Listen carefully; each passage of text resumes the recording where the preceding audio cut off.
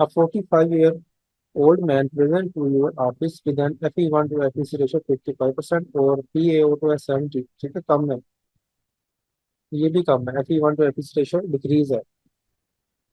किसी के barrel shape chest है, रोंका और रेल्स हैं, कोलैप्स आता है।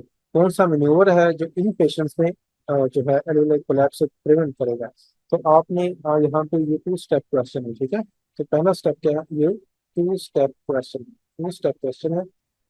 तो पहले तो आपने इसको जो है डायग्नोस करना है, फिर सेकंड स्टेप में आपने इसका आंसर करना है। तो डायग्नोसिस क्या है इसके फीचर्स की बेस पे? तो ये COPDs है, हमें पता चला FE1 FEC ratio less than 80% है, COPDs है, और हाइपोक्सिक है, आउटफ्लो ऑब्स्ट्रक्शन है, ठीक है। और बैरल शेप चेस्ट स्पेसिफिक है फॉर द एम्फाइजीमा। तो ये एम्फाइजीमा का केस है जो डायग्नोस कर लिया है, एम्फाइजीमा।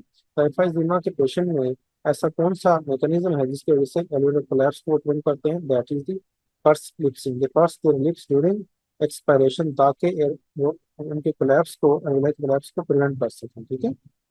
ये आप डायग्राम देखें, तो ये जो है अपने लिप्स को इसमें पर्स किया हुआ है, ठीक है, पर्स किया हुआ है, ठीक है, नैरो किया हुआ है ताकि और जो है मुंह में हवा भरी हुई है इस तरह करके, ठीक है, ताकि अपना जो रेजिस्टेंस है वो इंक्रीज हो सके और एलुलाई का जो कोलैप्स है वो प्रिवेंट हो सके ड्यूरिंग एक्सपायरेशन, ठीक है।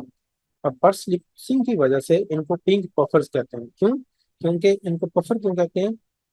Because they are able to puff the out the air out of the lungs with pursed lips, ठीक है। और पिंक क्यों कहते हैं? Because they are able to oxygenate their blood, ठीक है।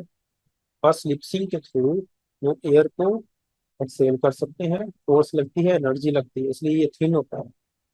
जबकि क्रोनिक ब्रोंकाइटिस पेशेंट जो है वो, उनको ब्लू ब्लोटिस कहते हैं। क्यों?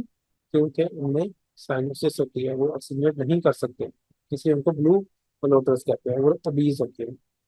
जबकि एम्फाइजीमा के पेशेंट जो वो थिन होते हैं, इनको पिंक बफर्स कहते हैं। पिंक क्यों कहते हैं? क्योंकि वो अपनी ऑक्सीजनेशन का प्रोसेस उनमें रहता है, वो अपने ब्लड को ऑक्सीजनेट कर सकते हैं वाया दी पर्स लिप्सिंग। और पफर क्यों कहते हैं? क्योंकि वो कार्बन डाइऑक्साइड को रिमूव कर सकते हैं आउट ऑफ द लंग्स, इसलिए उनको पफर कहते हैं।